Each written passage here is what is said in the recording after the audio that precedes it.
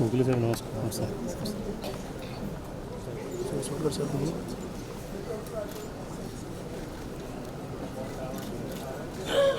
एक मिनट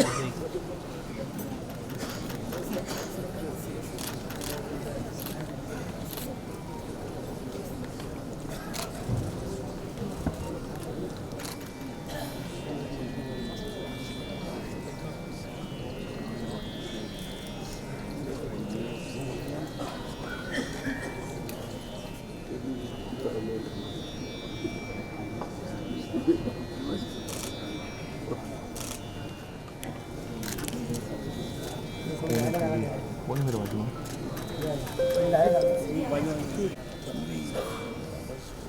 उस्ताद अल्लाह रखा खान साहब के परिवार की ओर से, उस्ताद जाकिर हुसैन के परिवार की ओर से, श्रीमती एंटोनिया मेनुकुला, अनीसा और इज़ाबेला जो आज उपस्थित नहीं रह पाए हैं, उनके तरफ से, और अब्बा जी और जाकिर भाई के समस्त शिष्य परिवार की ओर से हम आपके भावनाओं को, आपके प्रेम को और सम्मान को हृदयपूर्वक प्रणाम करते हैं। उस्ताद जाकिर हुसैन यानी कि हमारे जाकिर भाई हमारे सांगीतिक जीवन के पूरे सांगीतिक जीवन में एक बहुत महत्वपूर्ण इंसान रहे हैं, न केवल हमारे बल्कि आज जितने लोग आज उपस्थित हैं उनमें से कईयों की ज़िंदगी में। आज आप सभी गुणीजन, गुरुजन, श्रोताएं आज जो उपस्थित हैं, आपकी उपस्थिति के वजह से समस्त अल्लाह रखा खान साहब के परिवार को, जाकिर भाई के परिवार को और हम सभी शिष्यों को सांत्वना प्राप्त हो रही है और ढाढ़स भी मिल रहा है। उस्ताद जाकिर हुसैन ये ईश्वर ने बनाई हुई एक बहुत खूबसूरत और बहुत ख़ास रचना है। इनके बारे में कुछ भी कहना लफ्ज़ कम पड़ जाएंगे। मैं मेरे गुरु भाइयों के तरफ से और संपूर्ण शिष्य परिवार की तरफ से दो शब्द आपके सामने रखना चाह रहा हूँ। जाकिर भाई ने हर एक संगीत प्रेमी, न केवल भारत में बल्कि पूरे दुनिया में, तबला प्रेमी और संगीत प्रेमी का मन मोह लिया था, सबके दिल में बसे हुए हैं। हमारे लिए खास करके जाकिर भाई को हमने एक गुरु समान अनुभव लिया। केवल गुरु समान ही नहीं, एक बड़े भाई के रूप में हम अनुभव कर पाए। एक मार्गदर्शक के रूप में हमने उनको अनुभव किया और उससे बढ़कर वो हमारे लिए एक निरंतर प्रेरणा स्रोत की तरह, हमारे सामने सूर्य की तरह, जैसे सूर्य प्रकाश देता है वैसे हमारे सामने एक प्रेरणा स्रोत की तरह हमें प्रेरित करते गए हमारे सांगीतिक यात्रा में, और हम सब शिष्यों का हमारी जो सांगीतिक यात्रा है उसको समृद्ध बनाया। उसके वजह से आज वो जो कार्य छोड़ के गए हैं, इतना विशाल और विराट काम कर गए जाकिर भाई, उसको शब्दों में बयान करना असंभव है।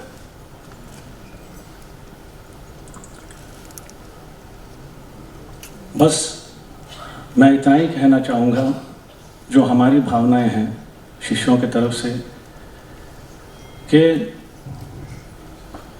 जो उन्होंने कार्य किया तबले के लिए और संगीत के लिए, वो एक जन्म में उन्होंने कई जन्मों का काम कर डाला। ये मेरा व्यक्तिगत अनुभव है। आज तबले की आवाज़, तबले का जो साउंड है, वो किस संगीत से उन्होंने किस संगीत के साथ उन्होंने नहीं मिलाया, ऐसा कोई भी संगीत नहीं है जिससे उनके तबले की आवाज़ का मेल नहीं हुआ। उनके साथ इस जीवन में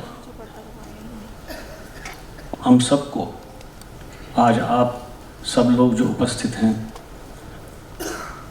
मेरे गुरु भाई, हमारे सभी शिष्य परिवार को इस ज़िंदगी में उस्ताद ज़ाकिर हुसैन जैसे तबला वादक, जैसे कलाकार, जैसे कंप्लीट म्यूजिशियन अनुभव करने को मिला। इसलिए हम भगवान के पता नहीं कितने शुक्रगुजार हैं।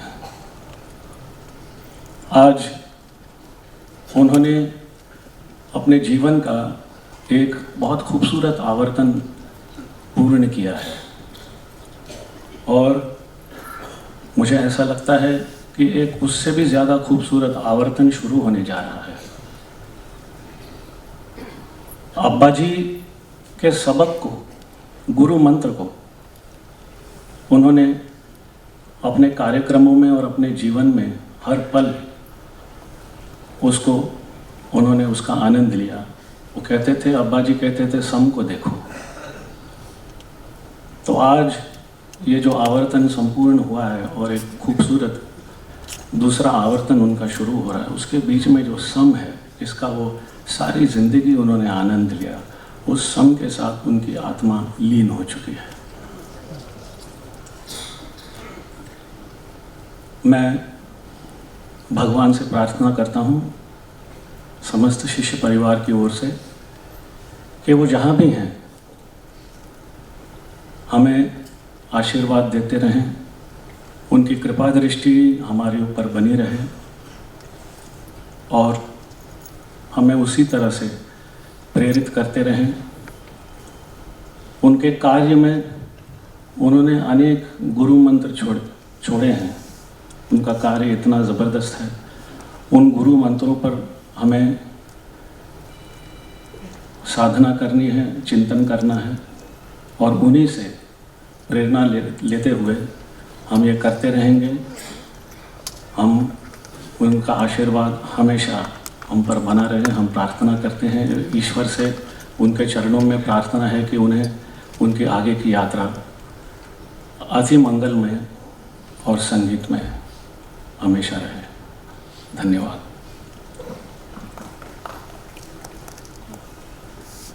हमारे बीच महाराष्ट्र शासन की तरफ से श्री माननीय आशीष शेलार जी पधारे हैं, जो कि सांस्कृतिक विभाग एंड इंफॉर्मेशन टेक्नोलॉजी विभाग के मंत्री हैं महाराष्ट्र शासन। मैं उनसे प्रार्थना करता हूं कि वो उनके दो शब्द, उनके विचार व्यक्त करें।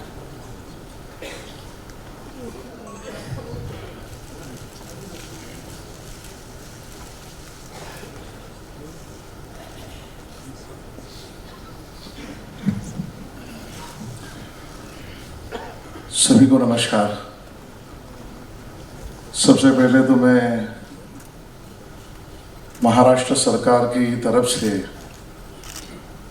और माननीय मुख्यमंत्री देवेंद्र फडणवीस साहब की तरफ से और समस्त महाराष्ट्र के 14 करोड़ वासियों की तरफ से उस्ताद ज़ाकिर हुसैन साहब के चरणों में अभिवादन करता हूँ, नमन करता हूँ और उनको आदरांजलि अर्पित करता हूँ। मैं आज यहाँ पर वैसे तो सांस्कृतिक मंत्री इस नाते आया ज़रूर हूँ, लेकिन मेरा उनका परिचय व्यक्तिगत स्वरूप में भी रहा है और इसके लिए मैं सोच रहा था कि कब मैं उनको पहली बार मिला तो उनके ही मुरीद उस्ताद साहब के और मेरे मित्र, वो भी आज इस दुनिया में नहीं है, श्रीमान किरण जोगड़ेकर जी, किरण जोगड़ेकर, उनके कारण मैं पहली बार उस्ताद साहब को मिला। जीवन में बहुत बार ऐसे होता है कि इनको मिलना ही चाहिए, मिलने से आनंद होगा, इनके साथ फोटो होगा तो अच्छा होगा, इनके साथ बात करने का मौका मिला तो अपने जीवन की सफलता हो गई। ऐसे जो महानुभाव रहते उसमें ही जाकिर साहब, उस्ताद साहब का नाम अपने सबके मन में है। जब किरण ने मुझे पहली बार मिलाया तब तो मैं एमएलए भी नहीं था, मंत्री का विषय भी नहीं था, एक कॉरपोरेटर था। और जब मैं उनके चरणों में मैंने हाथ लगाया और उसी दिन मेरे जीवन का राजनीतिक यात्रा का पहला अनुभव मुझे आया, वो सबसे पहला अनुभव वहां पर मुझे आया कि मैंने उनके चरणों में हाथ लगाया तो वो खड़े हो गए, उन्होंने भी मेरा चरणों में हाथ लगाया।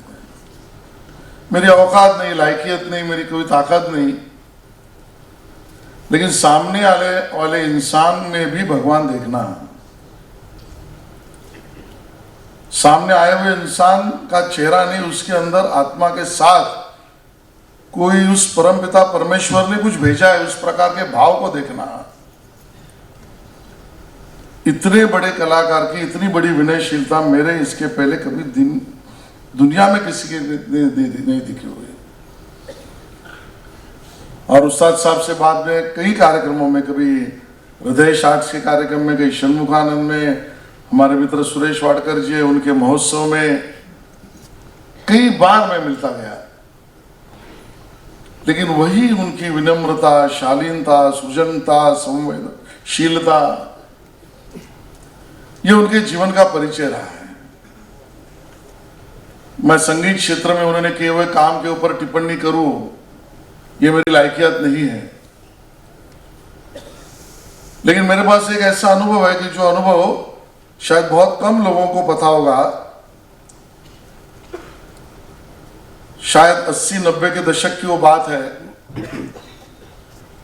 और बहुत सारे पत्रकार मित्रों को शायद पता होगा कि एक नागपुर में जब अधिवेशन चलता है, वहां पर बहुत सारे मोर्चे अलग अलग मांगों के लिए अलग अलग समाज के निकलते हैं। एक महीने का नागपुर का सेशन होता है और वहां पर सभी एमएलए, सभी मंत्री, सभी सरकार वहां पर होती है और उसी का बहाना लेकर वहां के कुछ अच्छे लोगों ने उस्ताद साहब के कार्यक्रम का नियोजन किया था। नागपुर में प्रशस्त एक मैदान में उनका वो कार्यक्रम था। स्वाभाविक है, मंत्रियों से लेकर सरकारी अधिकारियों तक और तब के पुलिस कमिश्नर से लेकर सब पुलिस अधिकारी होड़ लगाकर उस्ताद साहब के उस जादुई उंगलियों को सुनने के लिए वहां पहुंच गए थे। और जिसका जिक्र मैं कर रहा हूं उसके कारण ये रेफरेंस बहुतों को पता होगा।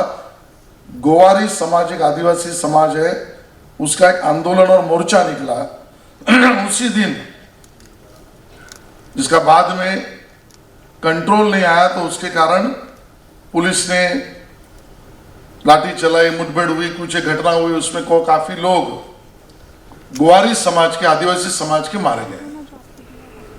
पूरे महाराष्ट्र में शोक कला हो गई और जो अधिकारी सभी उस्ताद साहब को सुनने के लिए वहां गए थे और मोर्चा को टैकल करने नहीं पहुंचे थे, तो उनको लगा कि भाई हमारे से गलती हुई है, हम लॉ एंड ऑर्डर छोड़ के हम हमारी चाहत को सुनने चले गए। उस्ताद साहब का कोई इससे संबंध नहीं था। जब इतने बड़े पैमाने पर आदिवासी समाज के लोग मारे गए, स्टैम्पेड हुई, हॉस्पिटलाइज हो गए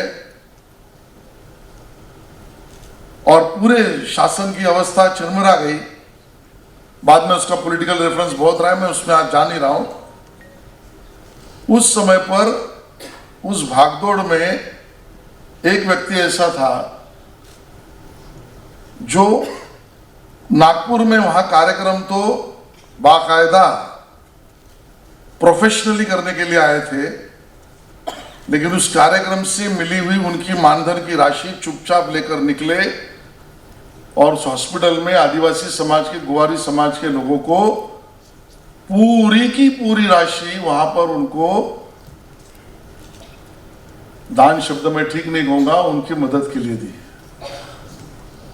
जावेद साहब, उनका कोई संबंध नहीं था उस विषय से, लेकिन एक पीड़ा मन में थी, कोई एक आदमी मर गया और वो उस दिन मैं शो कर रहा था और इतनी बड़ी घटना हुई, तो पूरी की पूरी राशि वहां पर देने वाले उस व्यक्ति, उस महानुभाव, उस विभूति का नाम उस्ताद जाकिर हुसैन साहब था। इस कदर का ये, मैंने उसका उल्लेख विभूति किया, मराठी में विभूति का मतलब अलग होता है, जो अवलिया ऊपर वाले ने भेजा है उसी में हम विभूति देखते हैं। और जिस चीज का मैं अभ्यास कर रहा हूं उसमें मैंने जरूर पढ़ा है, देखा है, समझा है कि मनुष्य का जन्म कर्म और जन्म जन्मांतर से होता है और बहुत सारे ऋण लेने के बाद वो आत्मा किसी के शरीर में आती है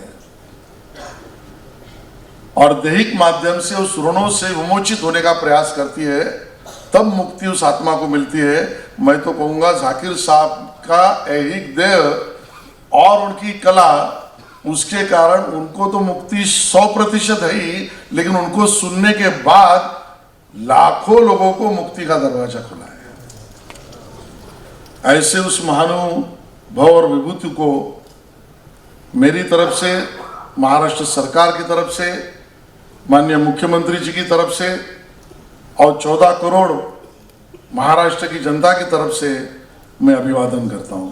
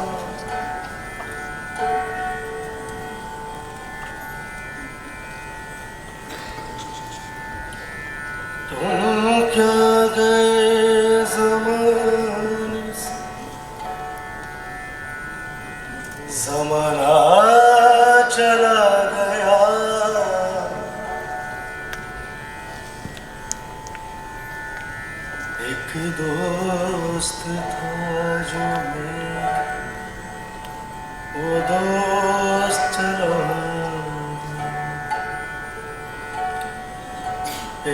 दोस्त था जो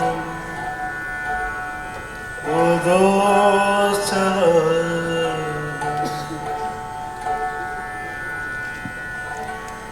तुम क्या गए ज़माने से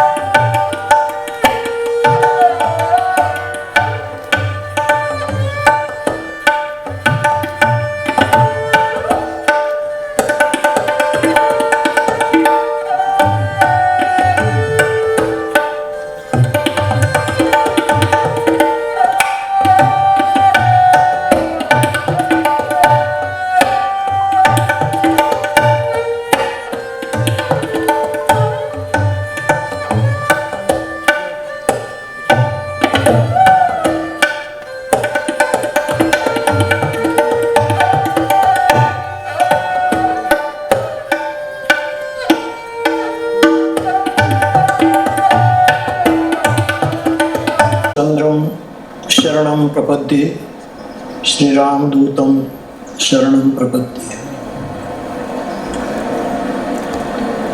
समर्थ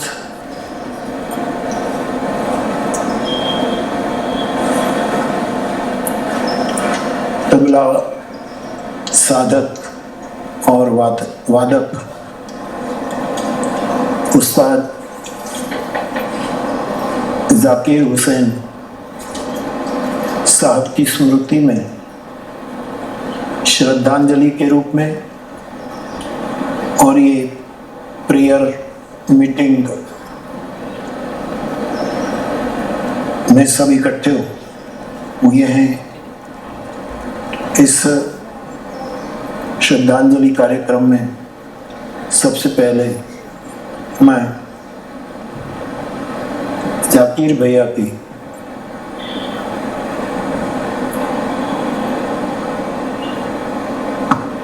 चेतना को प्रणाम करता हूं और मेरी श्रद्धांजलि समर्पित करता हूं।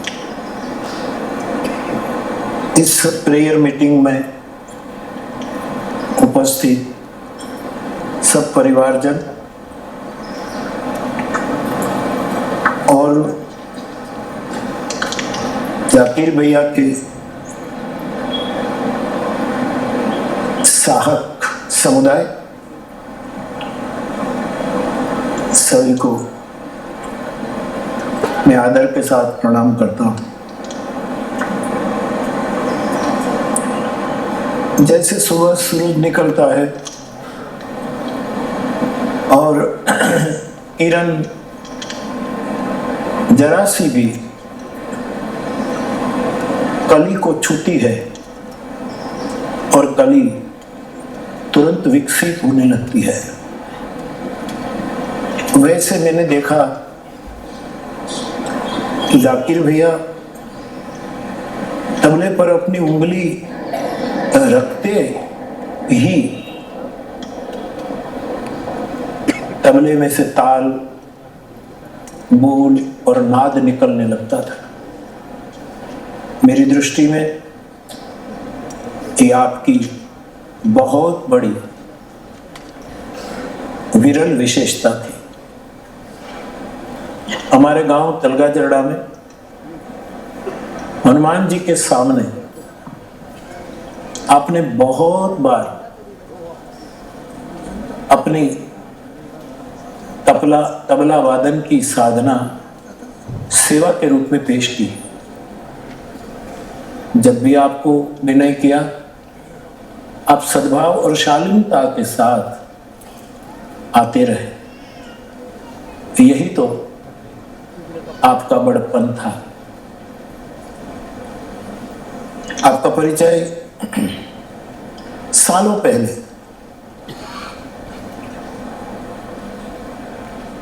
माधवी बहन ने करवाया था और माधवी बहन ने हमारी ओर से विनय किया था और आप हमेशा तलगाजरड़ा आते रहे। आपका एक विशेष स्वभाव था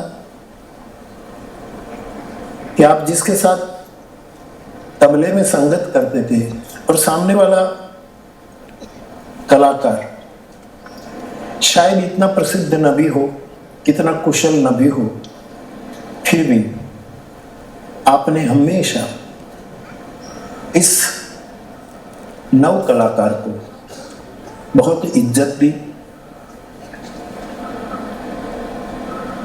बहुत प्रोत्साहित किया और प्रस्थापित करके समाज में आपने प्रसिद्धि दी।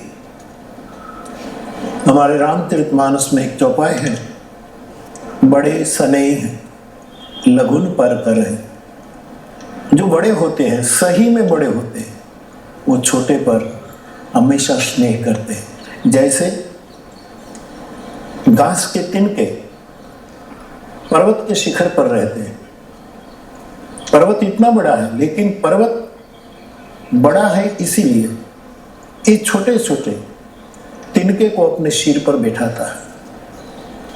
समंदर इतना गहरा है, इतना विशाल है, फिर भी ये जाग को, फीण को अपनी सतह पर रखता है। तो पर्वत की ऊंचाई और सागर की गहराई, ये दोनों परम तत्व की कृपा से आप में मौजूद थी। आपने आपके पिताजी से ये उस्तादी हासिल की, गुरु से, गुरुजनों से ये उस्तादी आपने हासिल की और आप मुस्कुराते रहे, दूसरों को दाद देते रहे और इस तरह आपने संसार में इस वाद्य के माध्यम से बहुत बड़ी सेवा की।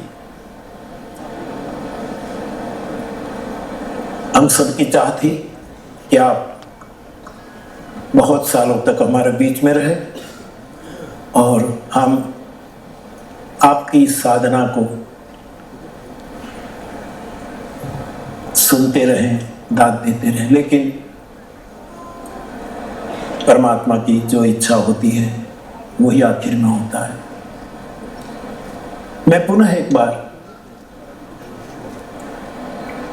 आपकी चेतना को एक साधु के नाते नमन करके मेरे हृदय की श्रद्धांजलि समर्पित करता हूं और आपके परिवारजनों को मेरी ओर से दिल सोजी प्रेषित करता हूं। प्रणाम और श्रद्धांजलि के साथ सभी को मेरा जय श्री राम। उपस्थित सभी कलाकार भाइयों बहनों और संगीत रसिकों, आज तौफीक भाई ने हमें जो काम दिया है वह बड़ा मुश्किल है, बहुत कठिन है।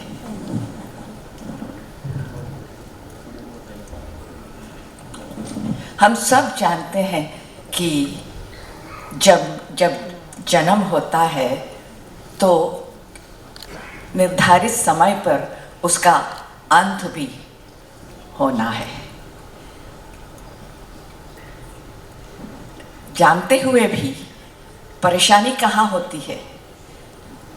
जन्म के समय हम सभी लोग बहुत खुश हैं, बेहद खुश हैं। जब विदाई का समय आता है तो मन जो है उसे स्वीकार करने के लिए आगे नहीं आता है। पर नियति कहिए, नेचर कहिए, इनके सामने हमें नतमस्तक होना ही पड़ता है।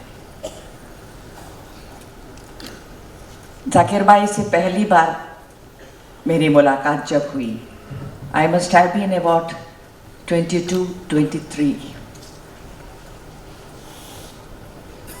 उस समय हम लोग बॉम्बे में रहते थे और हिंदुस्तानी संगीत के क्षेत्र में मेरा आना तभी ही हुआ था। मेरी एक आदत रही कि शहर के जितने बुजुर्ग कलाकार रहते थे उनके पास, उनके घर में जाकर के उनके आशीर्वाद पाने का। इस सिलसिले में मैं प्रातस्मरणीय पंडित अल्लाह रखा खां साहब के यहाँ गई थी, उनके घर में, जब वे माही में रहते थे। साथ में मैंने वायलिन भी ले गई थी।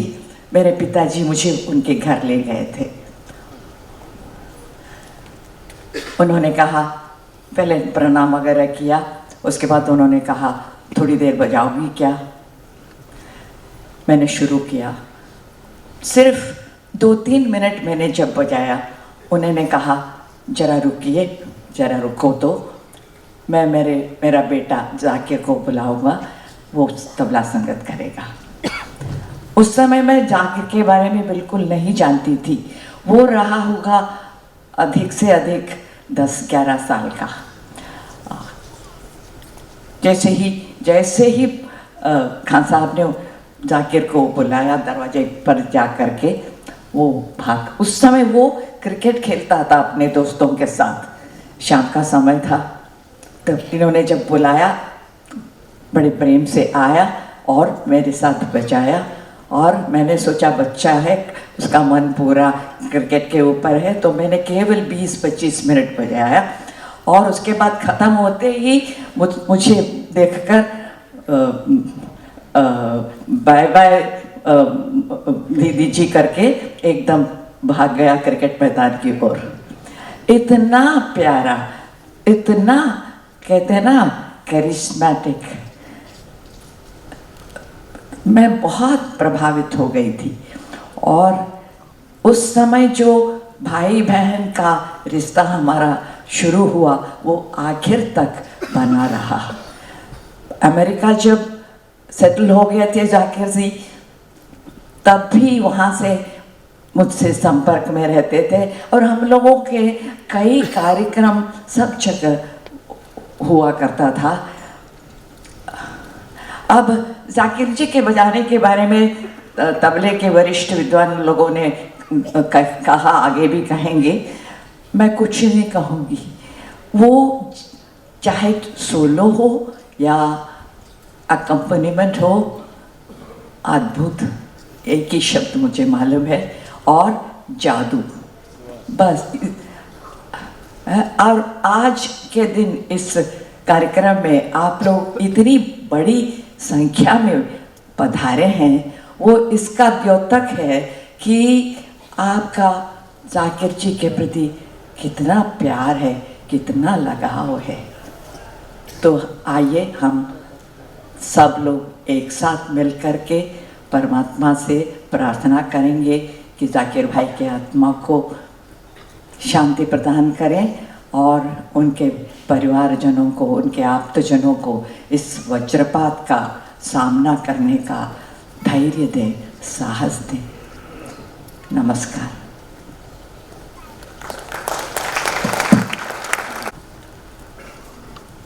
नमस्कार। ऐसे मिलना होगा ये तो मैं कोई भी सोचता नहीं था। खैर, राजम जी ने तो कहा ही, आना जाना तो किसी के हाथ में नहीं है, मगर जाकिर भाई की यादें तो हमेशा रहेगी।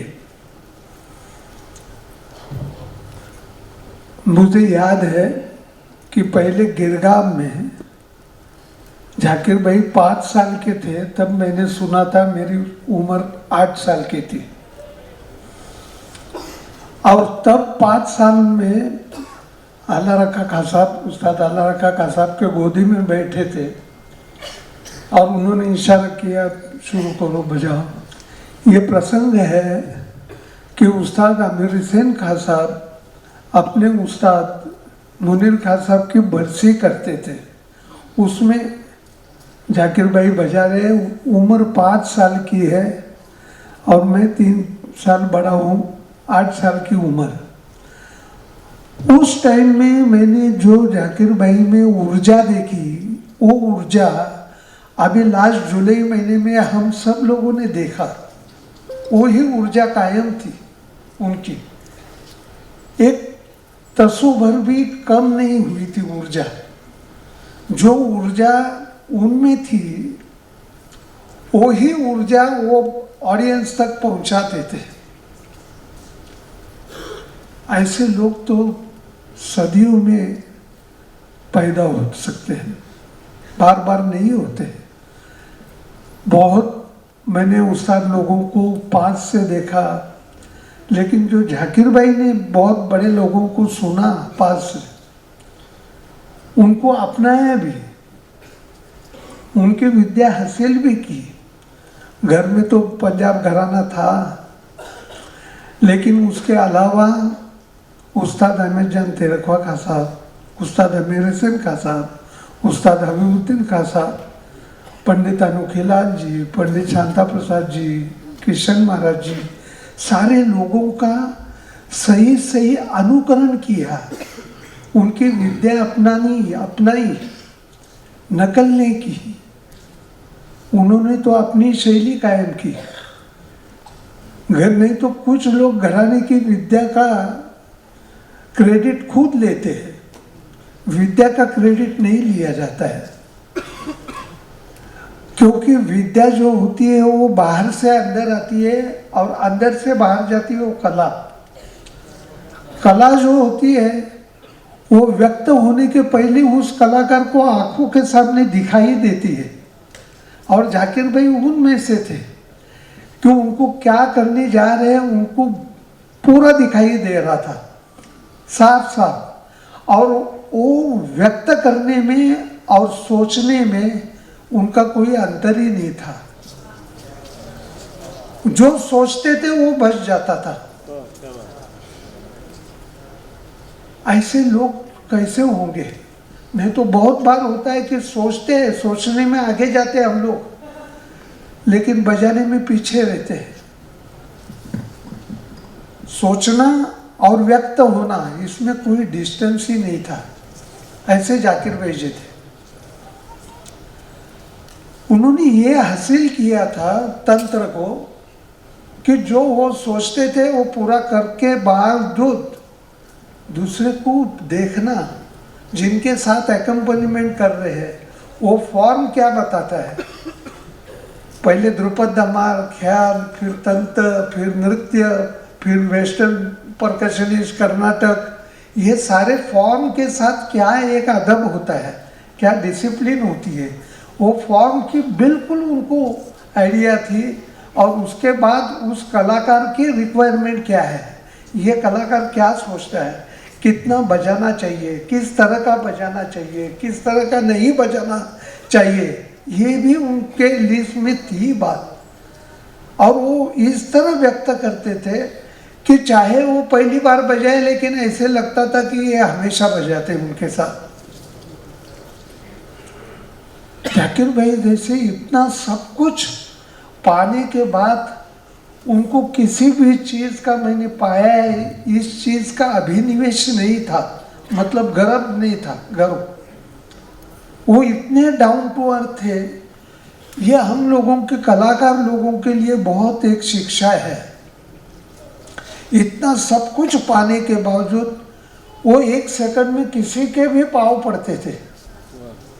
थोड़े से उम्रदार लोग होंगे, फट से पाँव पड़ जाते थे। ये कितने सीखने की बात है, दूसरे को मन से अप्रिशिएट करना। सारे बड़े लोगों को तो करते ही है लोग, लेकिन बराबर के लोगों को भी अप्रिशिएट करना और नेक्स्ट जनरेशन को भी बहुत प्रोत्साहित करना, ये उनकी खास करके विशेषता थी। मैंने बहुत बार देखा, और उनकी बहुत सालों की मेरी हमारी मित्रता है। अभी लास्ट जनवरी में हमारे घर में भी आए थे, और खास करके सत्यजीत सावनी हमारे पूरे परिवार से बहुत प्यार करते थे। ऐसा दिलदार आदमी मैंने कभी भी देखा नहीं। अप्रिशिएट करने में कुछ भी कंजूसी नहीं थी उनकी। नहीं तो कलाकार को खुद के कलाकार का इतना अभिमान रहता है कि उसको दूसरे की कला अच्छी दिखनी, ये बहुत पॉसिबल नहीं होता है। वो जाकिर भाई को देखकर हम लोगों को बहुत कुछ सीखने मिला कि किस तरह पेश आना चाहिए, किस तरह कला के साथ। हमेशा उन्होंने कला को ऊपर देखा, और कलाकार ये साधन है, ये माना उन्होंने। साधना ऐसे जाकिर भाई तो कितनी चीज़ें कहूँ कि वो तो पंजाब घराने के थे ही, लेकिन पंजाब घराने के बावजूद बाकी के जो 5 घराने हैं, उनकी विद्या हासिल करने के बावजूद भी उन्होंने अपनी एक शैली क्रिएट की, अपनी शैली, अपनी मोहर लगाई। मुझे बहुत अभी इंटरव्यू में बहुत लोगों ने पूछा कि उनके शागिर्द कितने थे, कौन कौन है शागिर्द। मैंने कहा उनको सिखाने के लिए वक्त ही नहीं होता था। वक्त तो होना चाहिए। अभी जापान है तो कल इंडिया, कल परसों अमेरिका। और मैंने कहा उन्होंने नहीं सिखाया, मगर उनके पास सब लोग सीख रहे थे। उनका अनुकरण तो सभी करते हैं, कौन नहीं करते। जाकिर भाई का अनुकरण करते कौन नहीं। आज जो फ्लूट बजाते हैं, सितार बजाते हैं, नृत्य करते हैं, वो भी जाकिर भाई का अनुकरण करते हैं। आप सोच लीजिए कि जाकिर भाई जैसे पर्सनैलिटी हमारी बने, ये हमेशा हर एक कोई सोचता है। वो कलाकार, वो जो ऊर्जा है, वो कैसे कैसे लोग लेते हैं आज उनसे, उनको भूलना असंभव है। उनको भूलना असंभव है। उनका कार्य के बारे में तो देखेंगे तो मुझे लगता है उन्होंने साज का भला किया, तबला वादक लोगों का भला किया, लेकिन तबले के कारीगर है उनका भी भला किया। उनकी वजह से तो तबला वादक लोगों की जिंदगी बन गई है। आज कितने तबला वादक हैं, सब तबला वादकों को बहुत अच्छी तरह सब लोग अप्रिशिएट करते हैं, सुनते हैं। ये भी उन्होंने नजर दी कि हर एक तबला वादक को कैसे सुना जाए। ये जो मुझे लगता है कि संगीत में नजर देना, विद्या देना बड़ा आसान है, लेकिन नजर देना ये बहुत मुश्किल बात है। उन्होंने नज़र दी है ये, और ये नज़र से बहुत कुछ सीखने मिला कि कैसे जाकिर भाई देखते थे कला को, हर एक कलाकार को, उसके प्रति किस भावना से वो देखते थे। वो अगर आप हमारे में आ जाए ना तो कला बिला तो इस जन्म में नहीं आएगी, अगले जन्म में आ जाएगी, लेकिन पहले तमीज तो होनी चाहिए। आज तमीज सिखाई, जाकिर भाई ने तमीज सिखाई कि क्या होता है, संगीत की तरफ देखना कैसे होता है।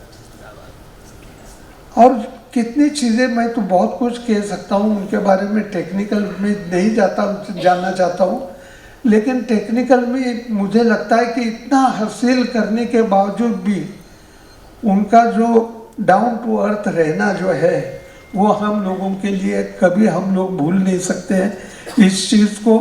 अगर उस चीज़ से हम लोग शुरुआत करेंगे तो शायद कुछ पाएंगे।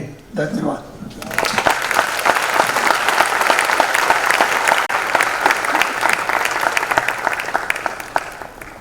बहुत बहुत धन्यवाद Suresh Dada. I'd like to request Louis Banks sir kindly express your feelings.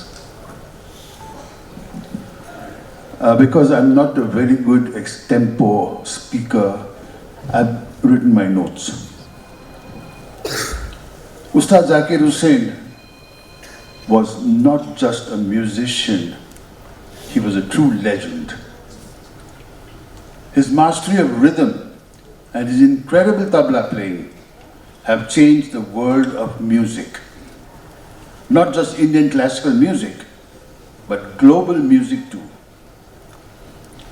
Zakir Bhai's genius is that he can blend different cultures and musical styles while staying true to his roots. His music has created a bridge between the East and the West, mixing the soul of Indian rhythm with the spirit of jazz and fusion.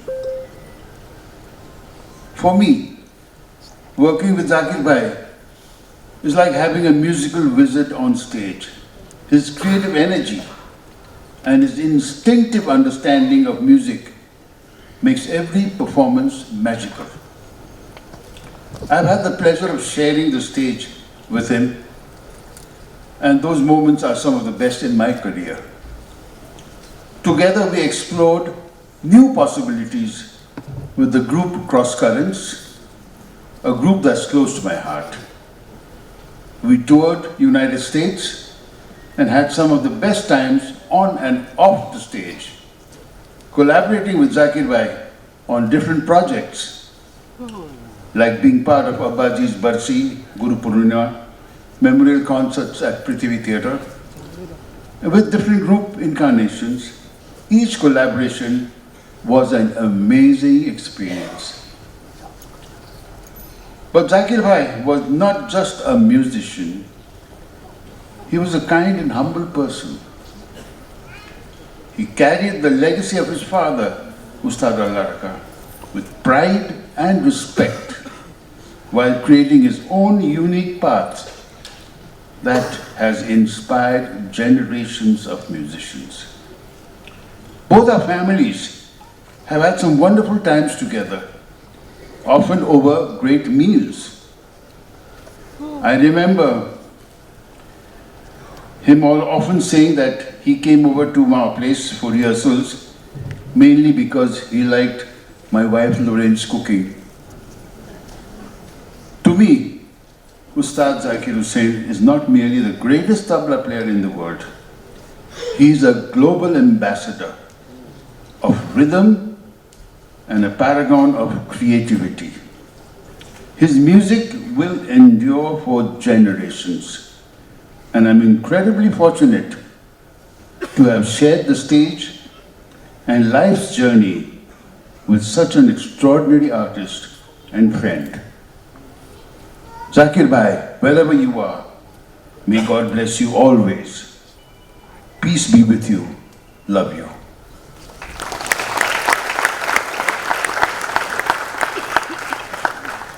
Thank you very much. To redress this lapse. 3 years later, we ended up with the speaking hand, which shockingly remains the only feature documentary on the man and his art. But before I felt touching speech. मैं जावेद अख्तर साहब को प्रार्थना करता हूं कि आप अपने विचार व्यक्त करें।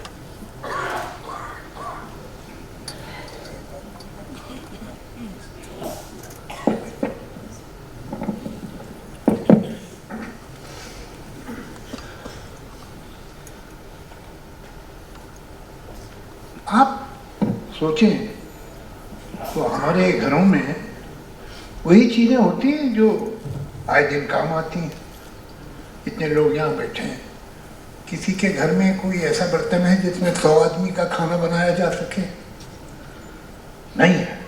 और नहीं होगा इसलिए कि कितनी बार ऐसा होता है कि हमें 100 आदमी का खाना बनाने की जरूरत पड़े। किसी के घर में कोई ऐसा छत होगी कि अगर भूचाल आ जाए तो इस छत, लोहे की छत के नीचे बैठ जाएंगे तो सेफ होंगे। नहीं हो, हम वही चीजें रखते हैं जो आए दिन काम आती हैं। ऐसा ही भाषा में भी है।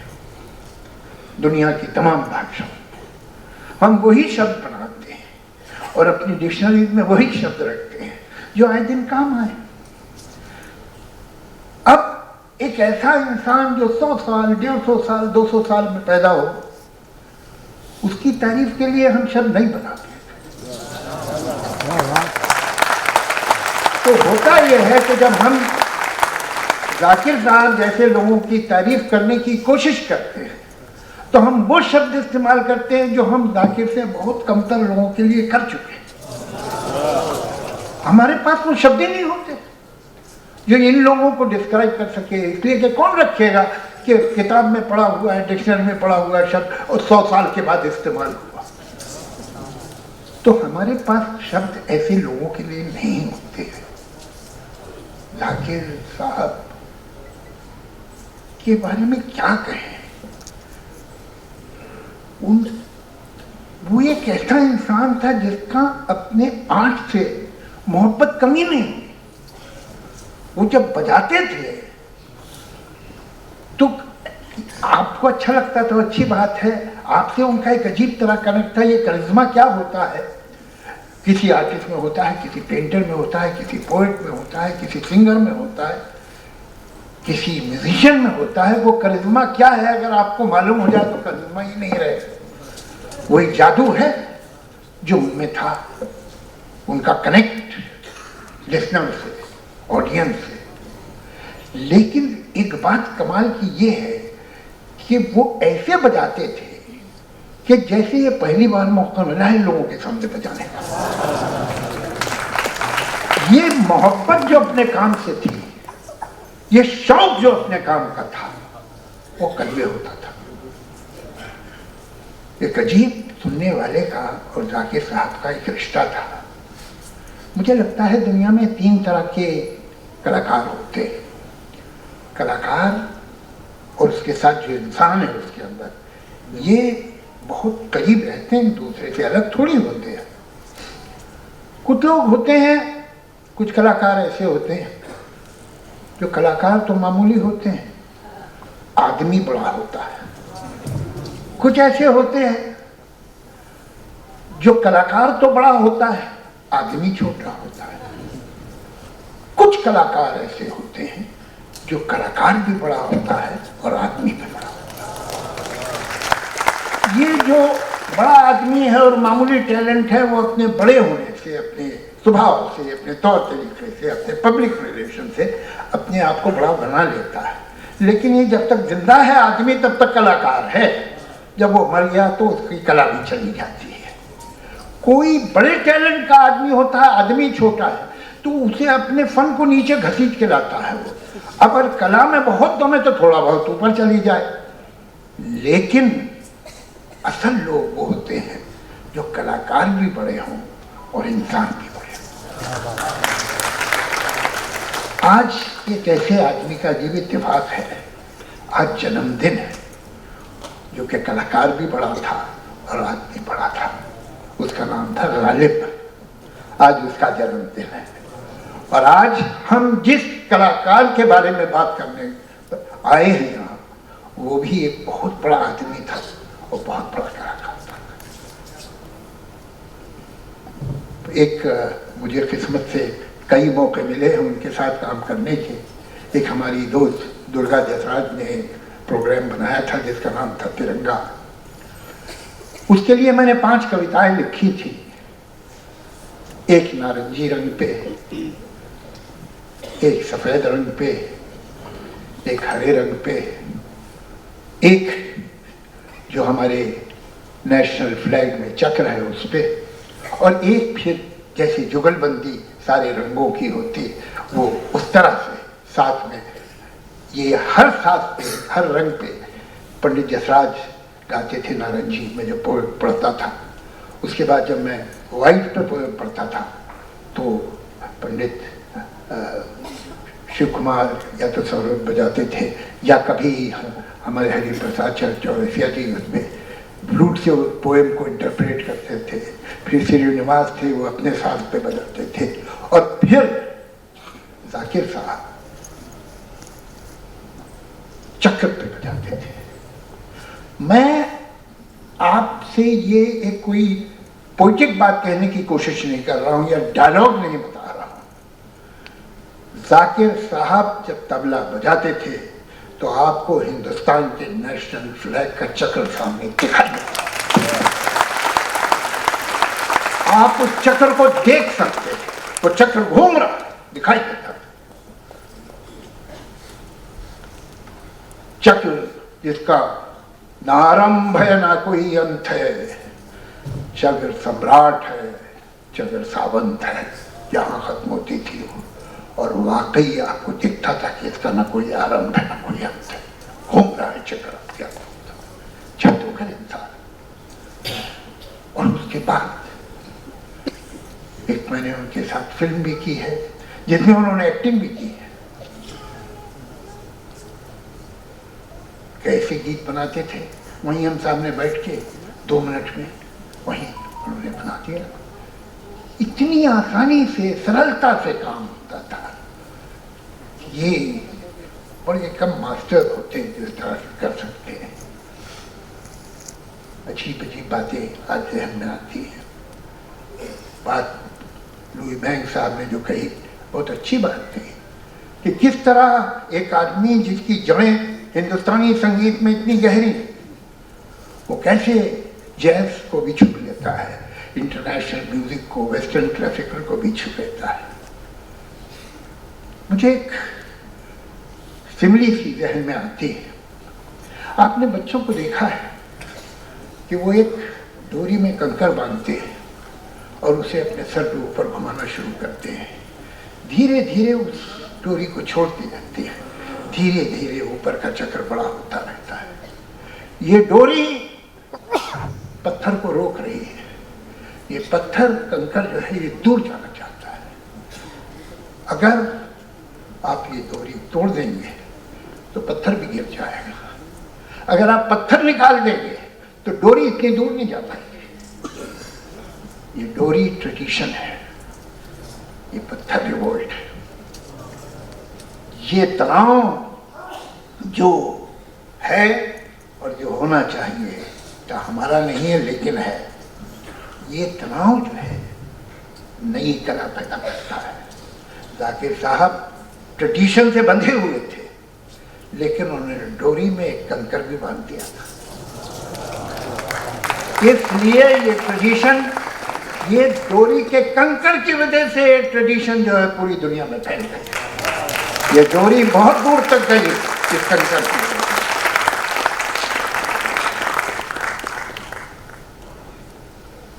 क्या कहें,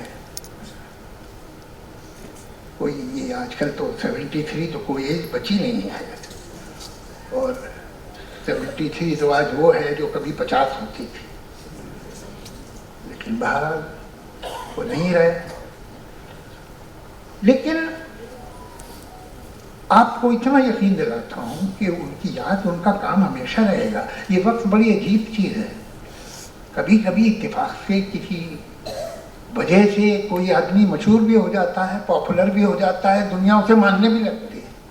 लेकिन अगर उसका टैलेंट ऑर्डिनरी है तो वक्त बड़ा जालिम है, वो उसे धीरे धीरे खत्म कर देता है, उसकी याद को मिटा देता है। और अगर जेन्युइन टैलेंट है, सचमुच बड़ा आदमी है, तो वक्त के साथ बड़ा होता ही चला जाता है। जाकिर साहब वक्त के साथ बड़े ही होते जाएंगे, उनको कोई रोक नहीं सकता है।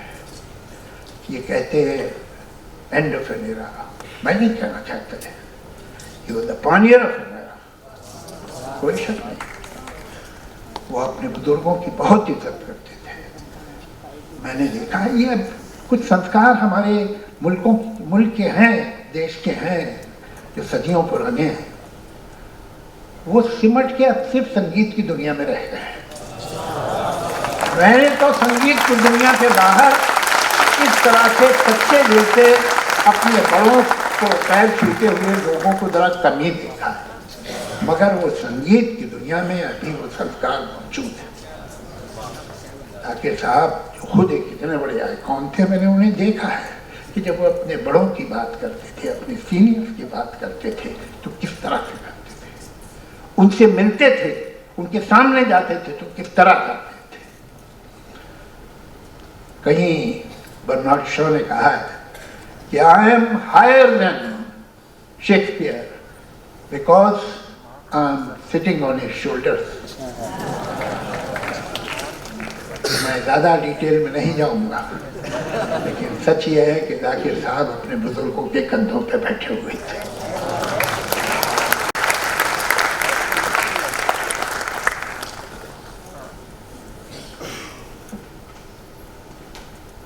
कितनी यादें, कितनी बातें जहन में हैं, लेकिन क्या क्या आदमी कहे।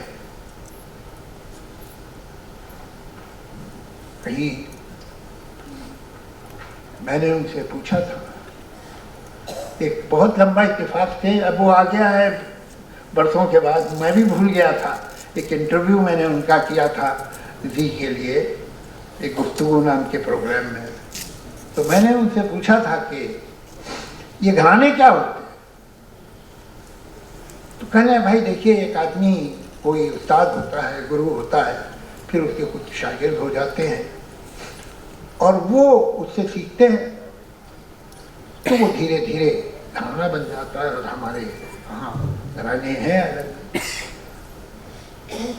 और अपना अपना जो उस्ताद का स्टाइल है वो ये सीख के बजाते हैं।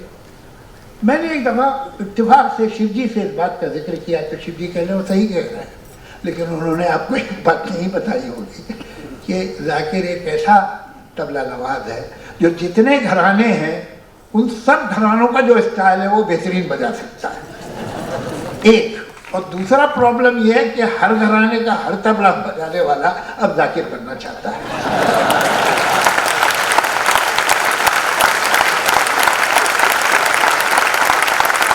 तो हम ऐसे आदमी के बारे में ये सोचे कि उसकी याद को हम संभाल के रखेंगे, अरे उसकी याद हमें संभाल के रखेगी। सच ये है कि जाकिर साहब अपने पीछे एक बहुत बड़ा घराना छोड़ गए, और मैं ऐसा विश्वास रखता हूँ कि वक्त के साथ ये घराना बड़े से बड़ा होता ही जाएगा। शुक्रिया।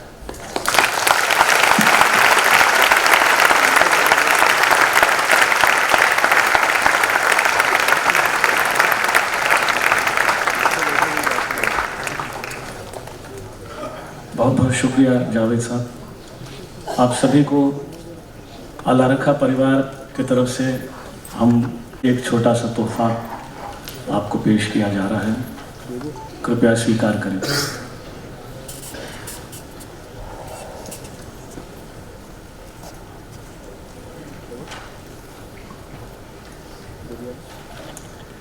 आप सभी से अनुरोध है कि आप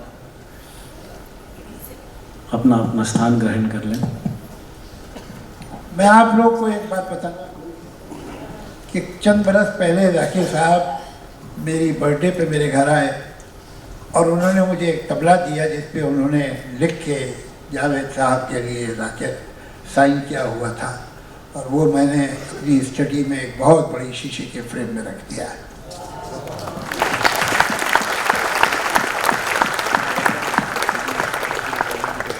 बहुत बहुत धन्यवाद।